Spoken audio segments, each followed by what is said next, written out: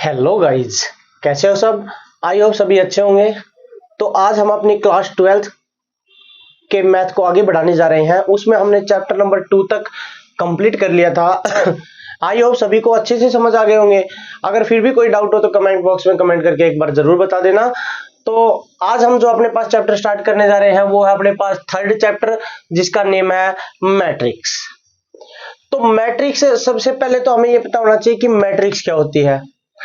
तो मैट्रिक्स को समझाने से पहले मैं आपको एक एग्जांपल बताता हूं। मान लो अपने पास तन्नू है, ये मैंने लिख रखा है एग्जांपल आपके सामने। मान लो अपने पास कोई एक गर्ल है तन्नू, जिसके पास 4 बुक्स है और 3 पेन्स है।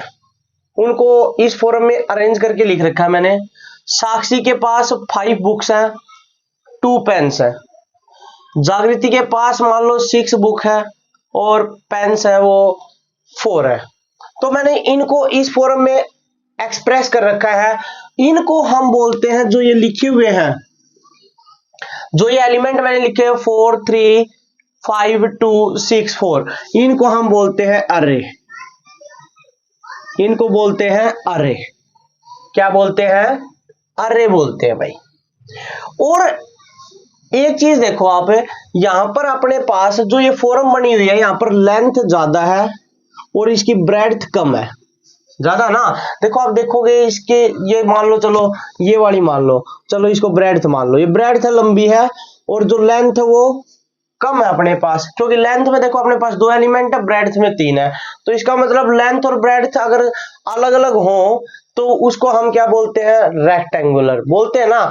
तो ये अपने पास जो अर्रे है, ये कौन सा अर्रे है? रेक्टेंगुलर अर्रे है भाई, रेक्टेंगुलर अर्रे। कोई डाउट है ना तो बता देना, टेंशन नहीं लेना, एक एक चीज समझाएंगे भाई, ठीक है? कोई दिक्कत नहीं है, बिना समझाए नहीं छोड़ेंगे। मैथ को ऐसा समझा देंगे भूले हुए, कभी भी नहीं भूलोगे। देखो जैसे अपने पास ये ब्रेड था ना अपनी, ये लॉन्ग है और ये थोड़ी सी अपने पास कम है लेंथ जो है। तो इसका मतलब है ये देखो इस फॉर्म में बन गया, ये लो, ये फॉर्म बन गई। और ये कौन सी फॉर्म है सर? आप बोलोगे रेक्टेंगल की, तो इनको हम क्या बोलेंगे? रेक्टेंगुलर अर्रे बोलेंगे भाई। और इन्हीं अर्रों को, अर्रे जो भी है अपने पास, इन्हीं अर्रे को, ये 4 3 5 2 6 4, इनको मैं इस फॉर्म में अगर एक्सप्रेस कर देता हूं, इनके साथ में देखो ये नोटेशन लगा दी मैंने बिग ब्रैकेट की। अगर इन अर्रे को इस फॉर्म में एक्सप्रेस कर देते हैं, बिग ब्रैकेट के अंदर लिख देते हैं, तो उसको हम बोलते हैं भाई मैट्रिक्स। उसको हम क्या बोलते हैं? मैट्रिक्स बोलते हैं। अगर कोई डाउट है ना तो बता देना भाई, एक एक चीज बता देंगे। ये देखो पहले मैंने क्या बताया कि कोई भी अगर मान लो किसी के पास भी कुछ बुक्स वगैरह, पेन, बैग जो भी है उनका, मान लो हम उसको इस तरह फॉर्म में अरेंज कर दें कि 4 बुक्स है, 3 पेन्स है, इसके बाद 5 बुक्स है इसके पास 2 पेन्स है, 6 बुक्स है इसके पास और इसके पास 4 पेन्स है। इनको इस फॉर्म में अगर लिखेंगे तो उनको बोलते हैं अरे। और अगर ये इस फॉर्म में लिखे हुए हैं, मतलब ब्रेड्थ अगर ज्यादा है और लेंथ, जो इसकी लेंथ है वो कम है, या फिर लेंथ ज्यादा हो ब्रेड्थ कम हो, तो उसको हम बोलते हैं रेक्टेंगुलर अर्रे। और अगर मैं इन्हीं एलिमेंट्स को, इन्हीं अर्रे को अगर मैं इस फॉर्म में लिख देता हूं कर्ली ब्रैकेट लगा के, तो उसको हम बोलते हैं मैट्रिक्स। एक बार मैंने फिर रिवाइज कर दिया है तो अब अच्छे से क्लियर हो गया होगा। अब देखो ये आ गई अपने पास मैट्रिक्स। अब इसमें जो अपने पास ये हॉरिजॉन्टल की फॉर्म में लिखे हुए हैं भाई, ये जो हॉरिजॉन्टल की फॉर्म में ये लिखे हुए हैं, इनको हम बोलते हैं रोज। इनको बोलते हैं रोज। और जो ये कॉलम की फॉर्म में लिखे हुए हैं, ये अपने पास, इनको हम बोलते हैं कॉलम। क्या बोलते हैं? कॉलम। इसको भी सी लिख देता हूं, ये कॉलम है। और जो ये अपने पास है, ये सारी की सारी R1 R2 R3 3 रो है, और इसमें कॉलम 1 और कॉलम 2 कॉलम है। तो यहां से समझ गए होंगे, जो हॉरिजॉन्टल फॉर्म में लिखे हैं उनको रो बोलते हैं, और जो वर्टिकल फॉर्म में लिखे हैं उनको कॉलम बोलते हैं भाई। अब यहां तक कोई डाउट हो? क्लियर? टेंशन नहीं, एक एक चीज बताएंगे भाई। इसके बाद देखो भाई, इन रो को हम डिनोट करते हैं नंबर ऑफ रो। कितनी रो है उनको हम डिनोट करते हैं भाई रोज को M से। और जो नंबर ऑफ कॉलम है उनको डिनोट करते हैं n से। और इसका ऑर्डर अगर मैट्रिक्स का बनाना है तो पहले रो लिखे जाते हैं फिर कॉलम लिखे जाते हैं, तो ये बन गया m इंटू n, और इसको हम बोलते हैं m इंटू n को भाई order of matrix, order of matrix, इसको हम बोलते हैं ऑर्डर ऑफ मैट्रिक्स। इस फॉर्म में आप मैट्रिक्स को लिख दो m इंटू n की फॉर्म में, वो ऑर्डर हो गया। अब मैं आपसे पूछूं इस मैट्रिक्स का क्या ऑर्डर है, तो आप मुझे अच्छे से बता दो। पहले मैंने बताया रो लिखी जाती है m, फिर कॉलम लिखी जाती है। अब आप इसमें गिन के बता दो रो कितनी है। सर आप बोलोगे 1 2 और 3, 3 रो है सर, ये लो। कॉलम कितनी है सर, 2 कॉलम है, तो ये लो भाई, ये क्या बन गया 3 इंटू 2, और 3 इंटू 2 इस मैट्रिक्स का ऑर्डर आ गया। 3 इंटू 2 लिखने पर हमें पता चल जाएगा कि इसके अंदर 3 रो है और 2 कॉलम है भाई। क्लियर है, ऑर्डर पता चल गया। अब बात करते हैं भाई नोटेशन की। बताओ भाई, देखो मैट्रिक्स की मैट्रिक्स को जो हम डिनोट करते हैं, रिप्रेजेंट करते हैं, वो करते हैं ए आई जे से भाई। आई मतलब रो का एलिमेंट, जे मतलब कॉलम का एलिमेंट भाई। क्लियर है, इस नोटेशन से इस मैट्रिक्स को डिनोट करते हैं। अब एक चीज और बता देता हूं भाई, अब देखो ये फर्स्ट रो है, तो ये जो पहला एलिमेंट है इसको बोला जाता है A11। A11 का मतलब है फर्स्ट रो का फर्स्ट एलिमेंट। फिर ये इसी रो का दूसरा एलिमेंट है, तो ये फर्स्ट रो का सेकंड एलिमेंट मतलब A12। अब फर्स्ट रो में एलिमेंट हो गए खत्म। बात करते हैं अगली रो की। अगली रो स्टार्ट होगी तो मैंने बताया पहले रो लिखी जाती है, तो सेकंड रो आ गई। देखो भाई आई का मतलब है रो लिखी जाती है, तो ये सेकंड रो आ गई। सेकंड रो का कौन सा एलिमेंट है सर, फर्स्ट है, तो ये बन गया A21। इस एलिमेंट को लिखोगे A21। अब ये सेकंड रो का कौन सा एलिमेंट है सर, ये सेकंड वाला है, तो ये लिखेंगे A22। तो जो 2 वाला एलिमेंट है इसको हम बोलते हैं भाई A22। अब ये सेकंड रो में एलिमेंट हो गए खत्म। अब बात करते हैं नेक्स्ट रो की। नेक्स्ट रो में अपने पास देखो, नेक्स्ट रो स्टार्ट हुई कौन सी वाली, थर्ड वाली, तो यहां पर लिखेंगे A3, क्योंकि रो पहले लिखा जाता है, कॉलम बाद में लिखा जाता है। अब थर्ड रो का कौन सा एलिमेंट है सर, फर्स्ट एलिमेंट है, तो ये लो A1, A31। ये फर्स्ट रो, थर्ड रो का कौन सा एलिमेंट है सर, सेकंड वाला है, तो इसको क्या लिखेंगे A32। ये लो भाई, इस तरह से अपने पास मैट्रिक्स बनती चली जाती है। जितने ऑर्डर की आप बनाना चाहते हो उतने ऑर्डर की आप बना सकते हो। मान लो मैं आपको बोलूं कि 2 इंटू 2 ऑर्डर की मैट्रिक्स बना दो, तो आप क्या लिखोगे, उसमें कितनी रो होनी चाहिए। ये देखो कौन सा ऑर्डर है, m इंटू n मतलब रो 2, कॉलम भी 2। मैंने बताया ना, m से डिनोट करते हैं रो को और n से डिनोट करते हैं कॉलम। तो 2 रो और 2 कॉलम होनी चाहिए। इसका मतलब है पहला एलिमेंट A11, दूसरा A12। ये लो भाई फर्स्ट रो हो गई, और कॉलम 2 होनी चाहिए थी, तो ये कॉलम तो यहां से स्टार्ट हो जाएगी और एक यहां से, 2 ही कॉलम हो गई। अब दूसरी रो की बात करते हैं, क्योंकि रो भी 2 होनी चाहिए, तो A21 भाई, और कॉलम भी 2 होनी चाहिए। आगे बढ़ जाओ A22 भाई। ये लो भाई 2 रो हो गई, ये वाली फर्स्ट रो और ये वाली सेकंड रो भाई। कॉलम भी 2 हो गई, ये वाली कॉलम 1 और ये कॉलम 2। ये लो भाई आपके पास मैट्रिक्स बन जाएगी 2 इंटू 2 ऑर्डर की। ऐसे आप कोई भी ऑर्डर हो उसका आप मैट्रिक्स बना के लिख सकते हो भाई। क्लियर है, तो यहां तक अगर आपको कुछ भी डाउट हो ना तो एक बार बता जरूर देना, बाकी टेंशन मत लेना, एक एक चीज समझा देंगे। आओ आगे बात करते हैं हमें टाइप्स ऑफ मैट्रिक्स के ऊपर भाई। टाइप्स ऑफ मैट्रिक्स, टेंशन नहीं भाई, एक एक चीज बताएंगे, कुछ भी नहीं छोड़ेंगे। छोटी से छोटी चीज, बड़ी से बड़ी, सारी चीज बताएंगे भाई। बस आप एक बार वीडियो को देख लिया ना तो ये समझो कभी नहीं भूलोगे। अब देखो बात करते हैं भाई टाइप्स ऑफ मैट्रिक्स की। टाइप्स, फर्स्ट टाइप की बात करते हैं भाई रो मैट्रिक्स। आप बोलोगे सर रो मैट्रिक्स नाम में ही रो है तो इसका मतलब इसमें कॉलम नहीं होगी, तो क्या कौन सी मैट्रिक्स, वो मैट्रिक्स जिसमें केवल भाई रो बनी हो, कॉलम नहीं हो। और उसका एग्जांपल अगर मैं लिख के बताऊं तो ये हो गया 1 2 और 3। देखो एक रो है, कॉलम एक भी नहीं बनी है।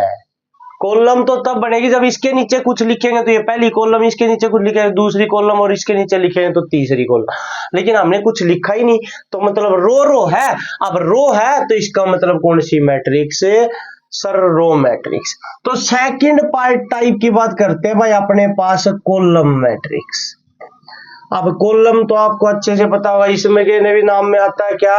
सर कॉलम आता है। तो कॉलम मतलब रह क्या गया? कॉलम मैट्रिक्स मतलब रो नहीं हो तो इसको कॉलम की फॉर्म में लिख दो, मतलब वर्टिकल फॉर्म। मैंने बताया था रो होती है हॉरिजॉन्टल फॉर्म, हॉरिजॉन्टल फॉर्म में, और वर्टिकल फॉर्म होती है अपने पास कॉलम।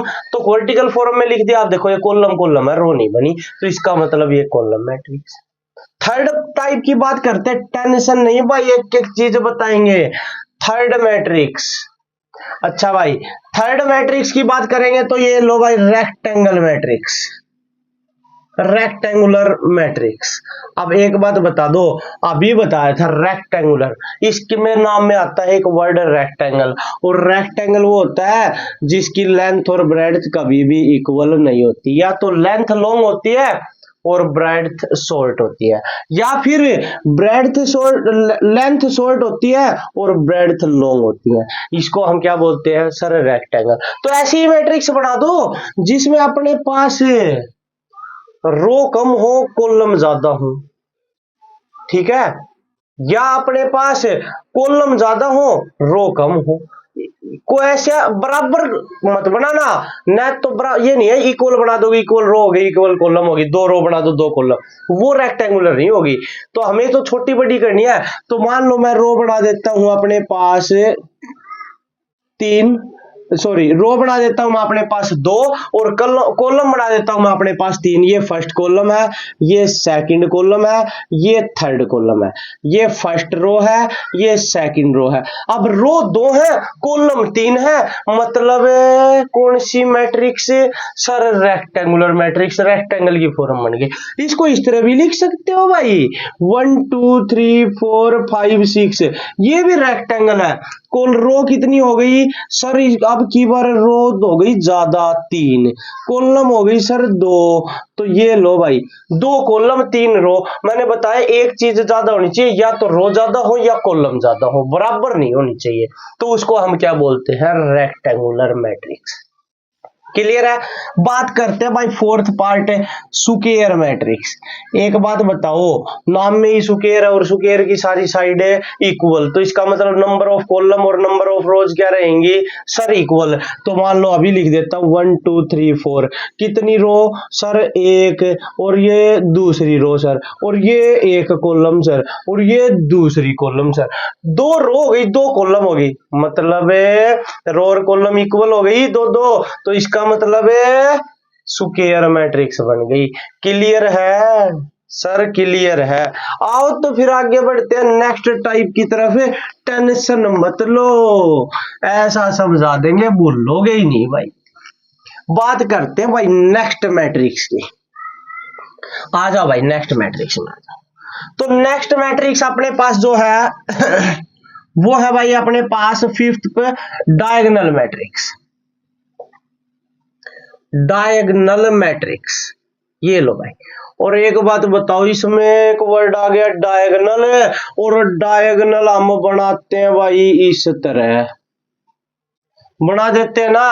तो इसका मतलब है वो मैट्रिक्स जिसमें केवल डायगोनल एलिमेंट गिवन हो, बाकी एलिमेंट सारे जीरो हो, बाकी एलिमेंट सारे जीरो, और डायगोनल एलिमेंट जीरो नहीं होना चाहिए। तो जैसे ये मैट्रिक्स बना दी मैंने 1 0 0 0 2 0 0 0 3।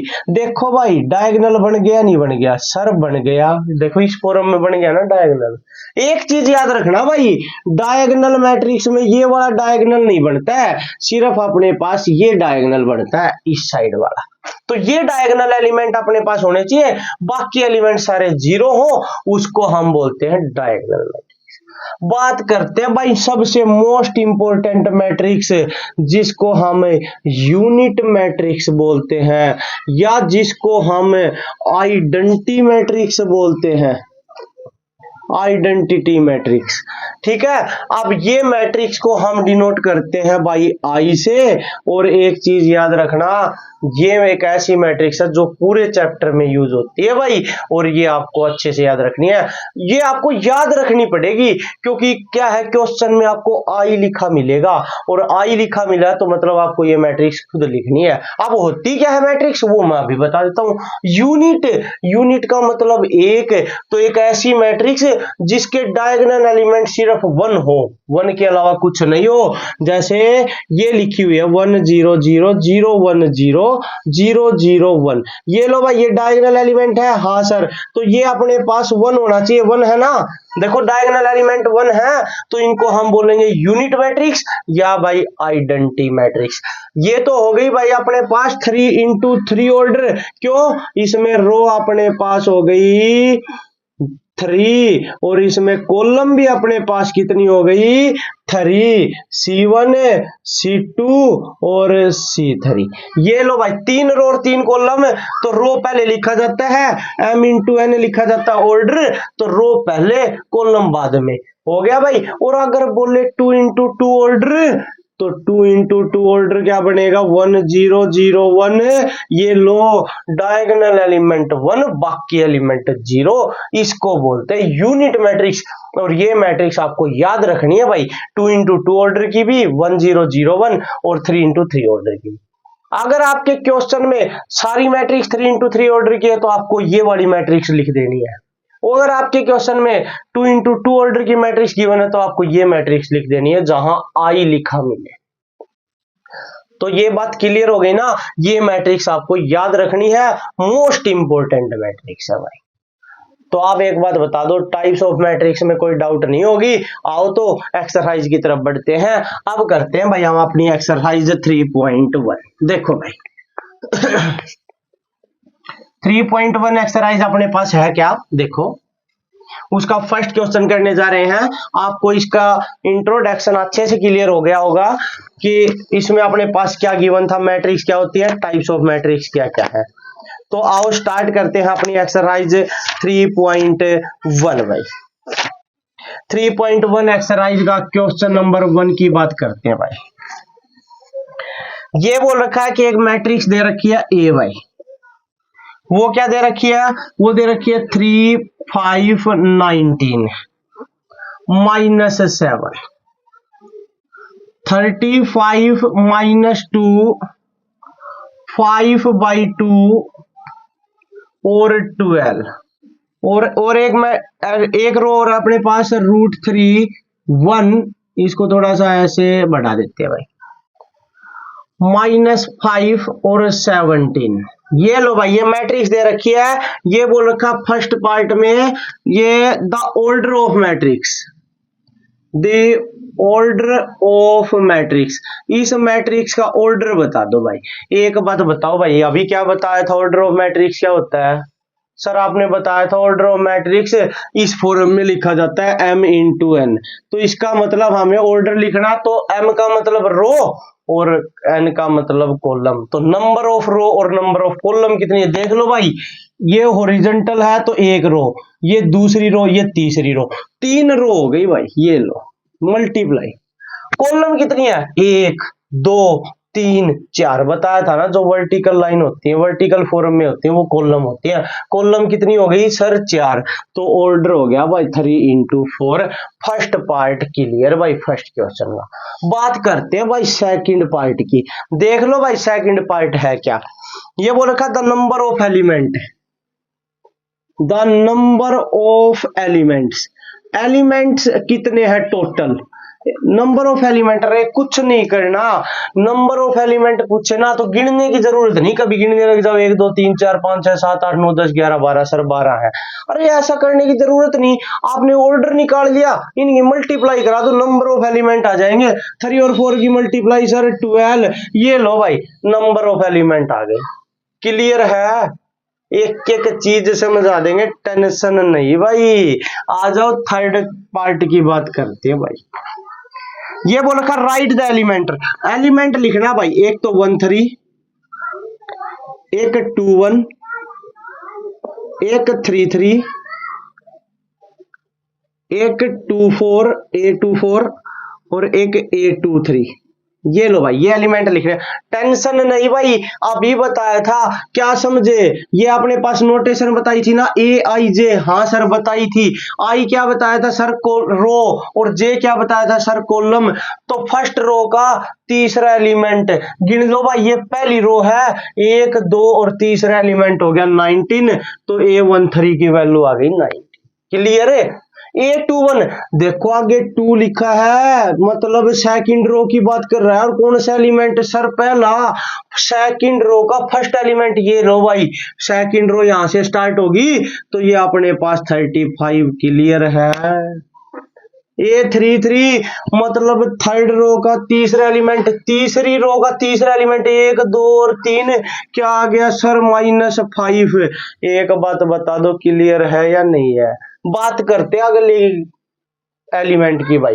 A24 सेकंड रो का फोर्थ एलिमेंट, सेकंड रो 1 2 3 4, ये सेकंड रो और फोर्थ एलिमेंट आ गया 12। ये लो भाई। A23 सेकंड रो का थर्ड एलिमेंट, 1 2 और 3, ये सेकंड रो है ना, लिख लेना चाहे भाई, R1 R2 और R3 सेकंड रो है ये। और इसका तीसरा एलिमेंट 1 2 और 3, ये आ गया भाई 5/2।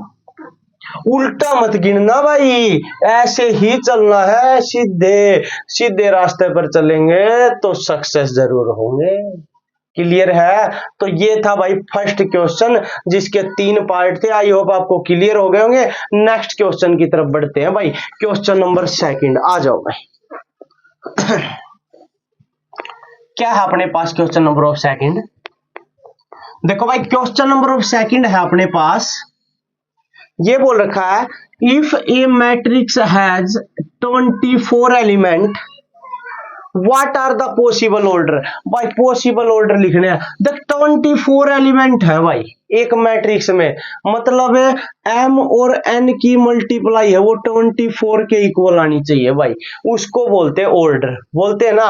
और ये बोल रखा उसका ऑर्डर लिख दो, तो यार 2 नंबर है m और n, m रो होता है और n कॉलम होता है। अरे लिख दो, तो वो 2 नंबर सोच लो जिनकी मल्टीप्लाई 24 है यार। ये 1 और 24, हाँ सर। 2 और 12, हाँ सर। 3 और 8, हाँ सर। 4 और 6, हाँ सर। 6 और 4, हाँ सर। 8 और 3, हाँ सर। 12 और 2 बिल्कुल सही सर। और 24 into 1, ये लो यार, ये सारे पॉसिबल ऑर्डर ही हैं। बस 24 के पॉसिबल ऑर्डर पूछे थे ना, तो क्या करना, जिनकी मल्टीप्लाई 24 आए वो दोनों नंबर लिख लेने भाई। क्लियर है? आप बोल रखा है कि अगर 13 एलिमेंट हो तो पॉसिबल ऑर्डर क्या होंगे भाई? तो क्या बड़ी बात है भाई, जिनकी मल्टीप्लाई 13 आए वो नंबर देख लो यार। 1 13 और 13 into 1, बस ये 2 ही नंबर ऐसे हैं जिनकी मल्टीप्लाई 13 आएगी। 1 की 13 के साथ कर दो या 13 की 1 के साथ। क्लियर है? क्वेश्चन नंबर 3 की बात करते हैं भाई। टेंशन नहीं, बता देंगे एक चीज छोटी से छोटी। देखो भाई, क्वेश्चन नंबर 3 क्या है अपने पास? ये बोल रखा if a matrix has 18 element, और वाह यार, वही पॉसिबल ऑर्डर भाई।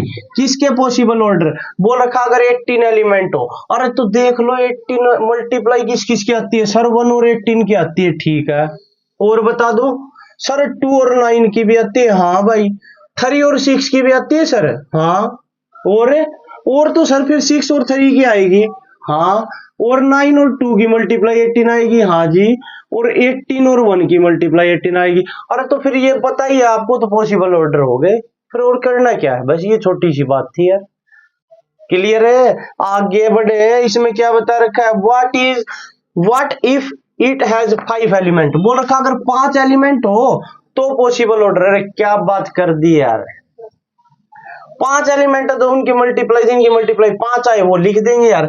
1 और 5 और 5 और 1, ये लो भाई, ये पॉसिबल ऑर्डर हो गए 2। क्लियर है? तो भाई ये था क्वेश्चन नंबर 3, आप सबको अच्छे से समझ आ गया होगा भाई। तो भाई आज के लिए इतना ही, बाकी के क्वेश्चन हम नेक्स्ट वीडियो में करेंगे। तब तक के लिए भाई वीडियो को लाइक शेयर और चैनल को सब्सक्राइब करना मत भूलना, और सब्सक्राइब करने के साथ साथ भाई बेल आइकन जरूर प्रेस कर देना। जिससे हमारी वीडियो का नोटिफिकेशन आपको मिलता रहे और आप अच्छे से 10th 11th 12th तीनों क्लासेस के मैथ आपको एक एक बात क्लियर करवा देंगे और अच्छे से समझ आ जाएंगे भाई। तो मिलते हैं जल्द ही नेक्स्ट वीडियो में, तब तक के लिए भाई thank you and have a nice day.